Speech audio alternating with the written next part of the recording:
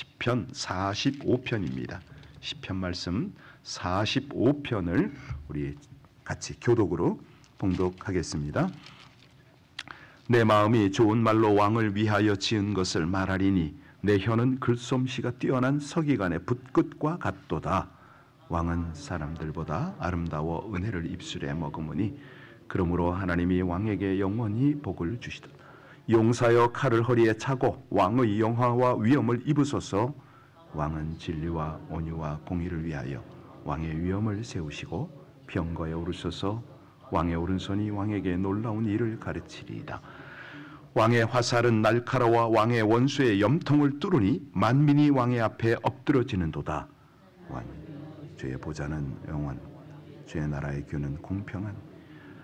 왕은 정의를 사랑하고 악을 미워하시니 그러므로 하나님 곧 왕의 하나님이 즐거움의 기름을 왕에게 부어 왕의 동료보다 뛰어나게 하셨나이다. 왕의 모든 모략과 침향과 육계의 환길에 상하궁에서 나오는 현악은 왕을 즐겁. 왕이 가까이 하는 여인들 중에는 왕들의 땅이 있으며 왕후는 오빌의 금으로 꾸미고 왕의 오른쪽에 서도다. 딸이여 듣고 보고 귀를 기울일지어다. 내 백성과 내 아버지의 집을 잊어. 그리하면 왕이 내 아름다움을 사모하실지라. 그는 내 주인이시니 너는 그를 경배할지어다. 두로의 딸은 예물을 들 백성 중 부한 자도 내 얼굴 보기를. 왕의 딸은 궁중에서 모든 영화를 누리니 그의 옷은 금으로 수놓았도다. 수놓은 옷을 입은 그는 왕께로 인도함을 받으며 시종하는 친구 처녀들도 왕께로 이끌어 갈 것이라. 그들은 기쁨과 즐거움으로 인도함을 받고 왕궁에 들어가리로다. 왕의 아들들은 왕의 조상들을 계승할 것이라. 왕이 그들로 가온세. 같이요 내가 왕의 이름을 만세 기억하게 하리니 그러므로 만민이 왕을 영원히 찬송하리로다. 아멘. 시편 45편 위에 보면은 표제가 붙어 있잖아요. 뭐라고 되어 있습니까? 고라, 자손, 마스길, 사랑의 노래, 인도자를 따라 소사님에 맞춘 것. 이 소사님이 뭘까요? 여러 학자들의 의견이 다양한데 이 결혼식장에 꽃들이 뿌려지잖아요. 그 꽃잎들, 그 꽃잎 중에서 이 백합화를 뜻한다. 뭐 이런 주장을 합니다. 왜 그러냐면 오늘 본문은 왕의 결혼을 축하하는 노래 뭐 이렇게 해석을 하거든요. 그런데 교회를 아내로 맞는 신랑 누구죠? 예수 그리스도. 그렇습니다. 그분이 온 인류를 지배하시며 영원한 나라를 건설하시는 메시아로 묘사가 되고 있거든요. 그래서 이 시편을 메시아를 위한 노래라고도 합니다. 그 이유가 6절, 7절에 있거든요. 한번 볼까요? 6절, 7절 말씀이요. 하나님이여 주의 보좌는 영원하며 주의 나라의 규는 공평한 군이다. 왕은 정의를 사랑하고 악을 미워하시니 그러므로 하나님 곧 왕의 하나님이 즐거움의 기름을 왕에게 부어 왕의 동료보다 뛰어나게. 예, 그렇습니다. 이 내용이 히브리서에 그대로 기록이 되고 있어요. 히브리서 1장 8절 9절에 가면 그대로 인용되고 있거든요. 특히 예수님께서 공생애 동안에 천국에 대해서 자주 가르치셨잖아요. 그 천국 강론을 하실 때에 특별히 천국 혼인 예식 비유 때에 이 내용을 인용을 하셨거든요. 그래서 우리는 아하 이런 내용들을 우리가 구약에 있는 그림자가 신약에 가서 실체가 되는데 예수님이 이렇게 적용을 하시는구나. 그러니까 하나님께서요 만세전부터 이루시는 당신의 섭리 계획 뭐 이런 것들을 딱 증거했을 때 완전 실체로 드러나는 거죠. 그래서 오늘 이 시편을 노래할 때에 우리 예수님에 대한 감격, 그분의 통치에 대한 어떤 기쁨, 그리고 우리는 그에 대한 충성심 뭐 이런 것들이 어우러져야 됩니다. 사실 구약 이스라엘 백성들은요 왕의 결혼식을 뭐 요즘도 그렇습니다만은 영국에서 그 왕실에 결혼할 때 대단하잖아요. 그래서 왕의 결혼식을 아주 중요하게 생각했습니다. 왜? 일단은 왕은 좋은 왕비를 만나야 됩니다. 이 왕실의 결혼이 제대로 되어야, 왕의 가정이 안정되어야 나라가 흔들리지 않는다, 이런 생각을 한 거예요. 특별히 이 왕비의 위치라는 것은 왕자를, 건강한 왕자를 낳아서 교육을 잘 해가지고 다음 세대를 연결해야 하기 때문에 왕에게 결혼은, 왕비는 너무너무 중요했던 거죠.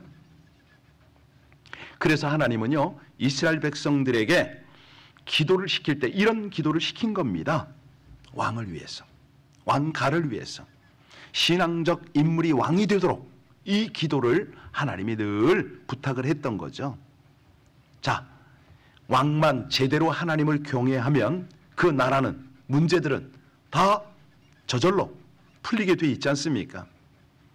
그래서 이 왕들이 자신도 하나님을 경외해야 되지만 그 믿음을, 신앙을 왕자들에게, 다음 세대에게 잘 계승을 해야 되는 이 책임이 있었습니다. 그런데 여기서 중요한 역할을 하는 사람이 누구다? 왕비였던 거죠. 예. 왜? 왕비는 신앙적으로 왕에게 조언을 해야 되지요. 또 차기 왕을 신앙적으로 양육하는 데 결정적 역할을 맡았기 때문에 그렇습니다. 여러분, 그런데요, 유다에서 가장 최악의 왕비가 누구였죠? 예, 그렇죠. 아합의 딸. 예. 그러니까 여호사밧이라는 선한 왕이 아합 왕을 며느리로 맞이한 거예요. 예. 이 아달랴는요, 그 여호람의 아내가 되었죠. 아들 아하시아를 낳았는데 그도 아합 가문의 사위가 되었어요. 그래서 이 아하시아 22살의 왕이 되어서 1년을 통치하는데 예후에 의해서 죽임을 당했습니다. 그 아들이 죽는, 아하시아가 죽는 것을 보고 그 당시 할머니였던 하달랴가 그 왕의 자손을 모두 멸절하고 스스로 여왕이 되어버렸네요. 물론 요아스라는 왕자 하나를 고모가 숨겨가지고 살아나긴 했죠.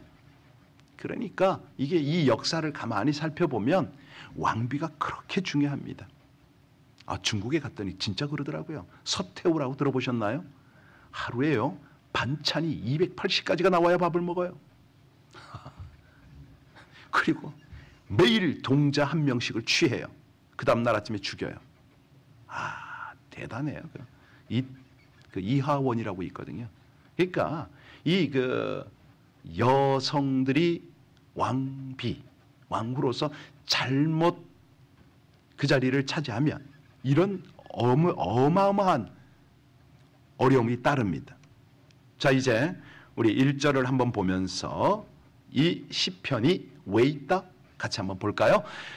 내 마음이 좋은 말로 왕을 위하여 지은 것을 말하리니 내 혀는 글솜씨가 뛰어난 서기관의, 예. 자, 여기 보니까 그의 마음에서, 그러니까 이제 이게 문자적으로는요, 좋은 일, 좋은 주제, 이걸로 글을 썼다는 거예요.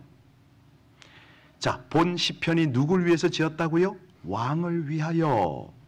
그러니까 이 저자가 노래하는 왕을 위한 노래, 이 글솜씨가 뛰어난 서기관의 붓끝과도 같다. 여러분, 서기관이 글을 쓰면, 한석봉이가 글을 쓰면 어떻게 써요? 줄줄줄줄 써 내려가잖아요. 그래서 서기관 중에 능숙한 서기관 에스라 같은 그런 서기관들은 쫙 쓰죠. 정말요, 이 붓글씨 잘 쓰는 사람 보면 기가 막혀요. 제가 그런 분 몇 분 알거든요. 그래서 그분에게 부탁해서 성경 구절을 좀 써서 여러 우리 동역자들에게 나눠드리고 있어요. 지금도 아마 하나 있을지 모르겠네요. 능숙한 글, 이런 걸 보면, 그걸 또 하나님의 말씀으로 딱 기록하는 걸 보면 너무 보기 좋아요. 이 시편 기자의 칭송은 수려한 스타일과 뛰어난 재능으로 전달되는 아주 작품인 거죠. 자, 우리 2절을 보면 왕은 어떤 사람이라고요? 왕은 사람들보다 아름다워 은혜를 입은 입술에 머금이니 그러므로 하나님이 왕에게 영원한 복을, 예, 그러니까 왕은 사람들 중에 가장 잘생겼다는 거예요. 이건 외모에 대한 묘사인데 아름답다. 히브리어로는 야파라고 그러거든요. 왕이 뛰어나고 참 잘생겼다는 거예요. 근데 이 잘생긴 거는 외모만 잘생긴 게 아니라 인격적으로 인성이 뛰어나다. 여기 이제 그 포커스가 맞춰져 있어요. 그러니까 모든 면에 있어서 참 인상적이다, 멋지다, 뭐 이런 표현입니다. 여러분, 왕이 사람보다 아름답고 은혜를 머금을 수 있는 이유가 뭡니까? 뭐라고 그랬어요? 하나님이 왕에게 뭘 줬다고요? 복을 주셨기 때문에 그렇다는 겁니다.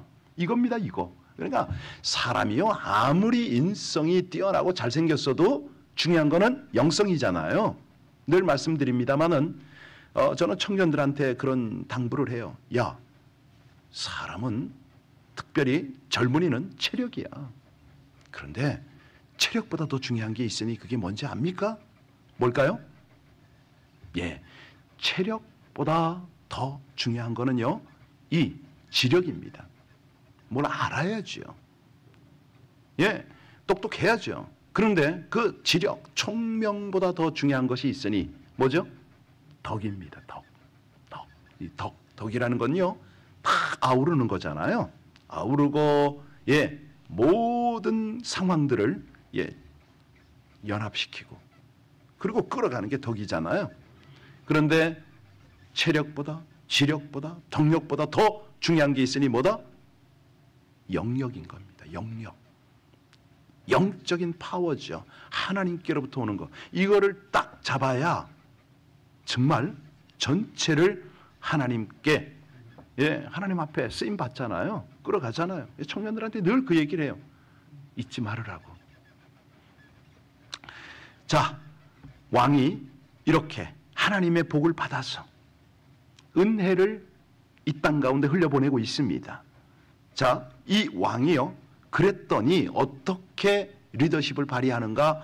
용기와 능력으로 리더십을 발휘한다는 게 3절로 5절 아닙니까? 같이 읽겠습니다.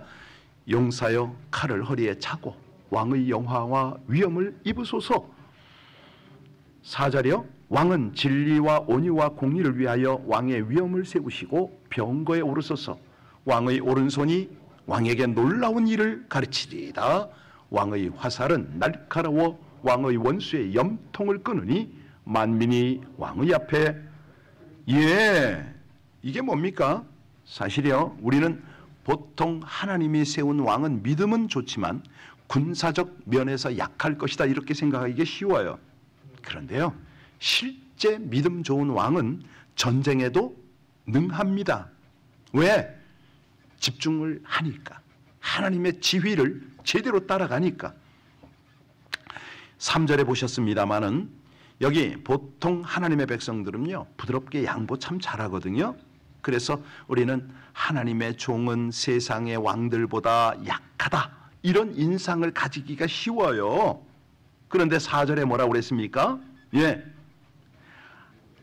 왕에게 놀라운 그런 일이 나타난다는 거 아닙니까? 여기 보면은 4절에 온유, 공의 이런 표현이 있잖아요.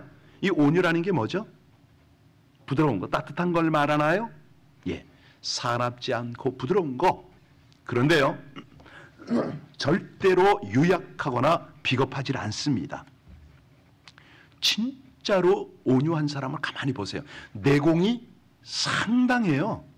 그 내공은 이 사람들이요, 압도를 당할 만한 그런 내공입니다.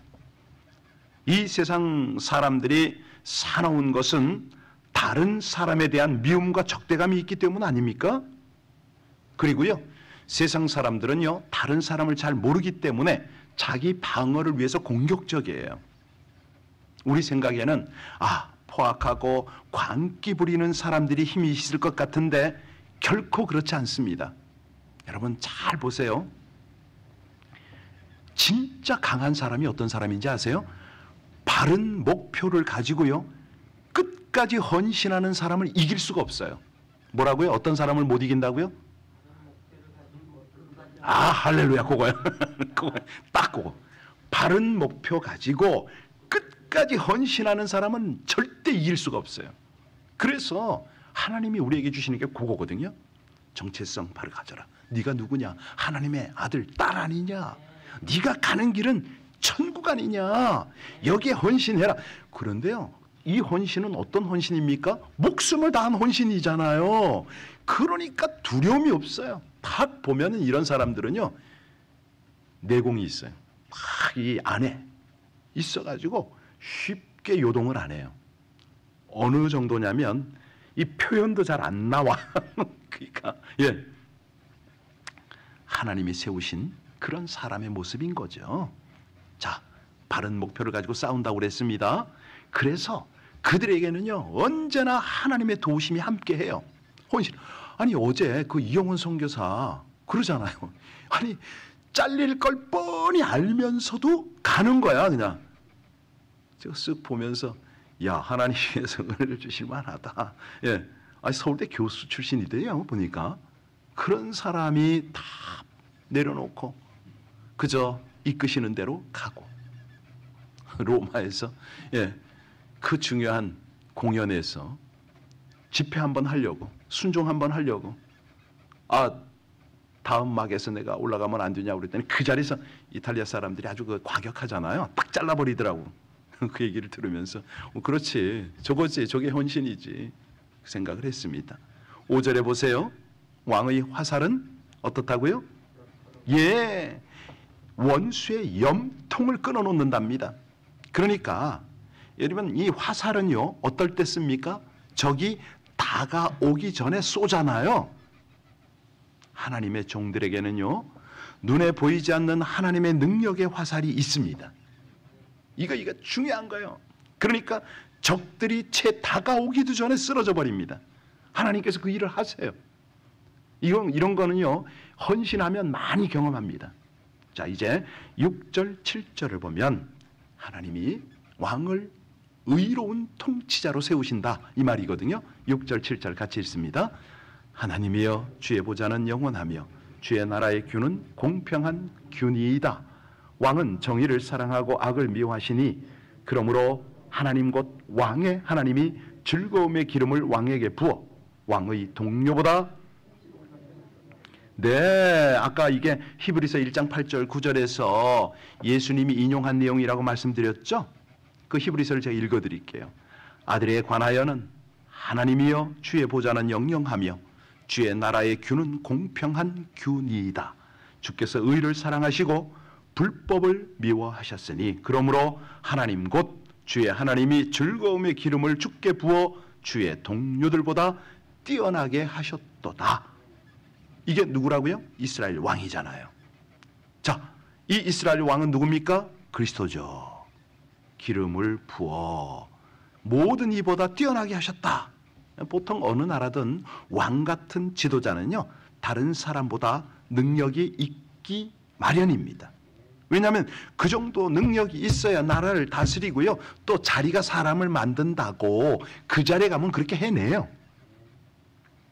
여기 중요한 거는 하나님께서 즐거움의 기름을 부어 뛰어나게 하셨다. 그 이유가 뭐라고요? 정의를 사랑하고 악을 미워하기에. 그래서요, 우리가 의로움을 참 기뻐하는 이 자세만 가져도 우리 하나님께서요, 그 모든 상황마다 기름을 부으시거든요. 자, 여기 보면은 우리 이제 사실은 백성들이 무슨 죄가 있습니까? 지도자가 죄 지으면 백성들이 불행하지요. 요즘에 참 보면은 이 선거 전략을 보면서요, 기가 막히다. 어떻게 저렇게 성경적 용어를 갖다 저렇게 붙여서 사람들을 이렇게 끌어가지? 이런 느낌이 들 때가 있어요. 그래서 제가 배웁니다. 배워. 자, 이제 중요한 거는 이제 후반부로 가야 되는데 반도 못했으니 어떡하나. 8절 9절 볼까요? 왕은 결혼식 기쁨으로 복을 받습니다. 축복을 받습니다. 8절 9절이요. 왕의 모든 옷은 모략과 침향과 육개의 향기가 있으며 상하궁에서 나오는 현악은 왕을 즐겁게 하도다. 왕이 가까이 하는 여인들 중에는 왕들의 딸이 있으며 왕후는 오빌의 금으로 꾸미고 왕의 오른쪽에 서도다. 이걸 이제 결혼식 날 신랑인 왕의 모습을 아주 최상급으로 묘사를 했어요. 모략, 침향, 육개의 향기로 가득한 복장에 대해서 말합니다. 뭐 아주 그냥 정말 그 상황후에서 나오는 현악은 왕을 기쁘게 하지요. 왕 앞에는 왕들의 많은 딸들이 있습니다. 여기 나오는 여인들의 이 위치는 귀비들을 말하거든요. 여러분, 솔로몬에게 많은 후궁들이 있었잖아요. 이 솔로몬의 이방 여인과 같은 결혼, 뭐 그게 다 옳다 이런 이야기 아니에요.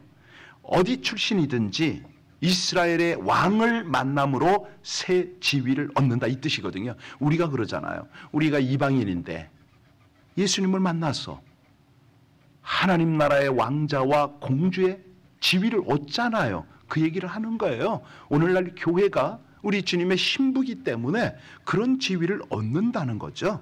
그래서 왕의 신부에게 주는 충고가 10절로 15절이거든요. 먼저 10절로 12절까지를 한번 볼게요.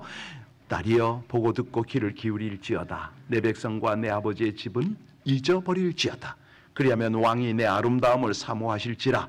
그는 내 주인이시니 너는 그를 경배할지어다. 두로의 딸은 예물을 드리고 백성 중 부한 자도 내 얼굴 보기를 여기 보면 이제 보고 듣고 귀를 기울이고 내 아버지 집은 어떻게 하라고요? 잊어버려라. 왜냐하면 신부가 주님을 만나면 새로운 관계에 들어선 거예요. 이런 예화가 있어요. 이 조폭 3명과 예수님이 감옥에 갇혔습니다. 자, 조폭 3명이 예수님을 닮아갈까요? 아니면 예수님이 조폭을 닮아갈까요? 감옥 안에서.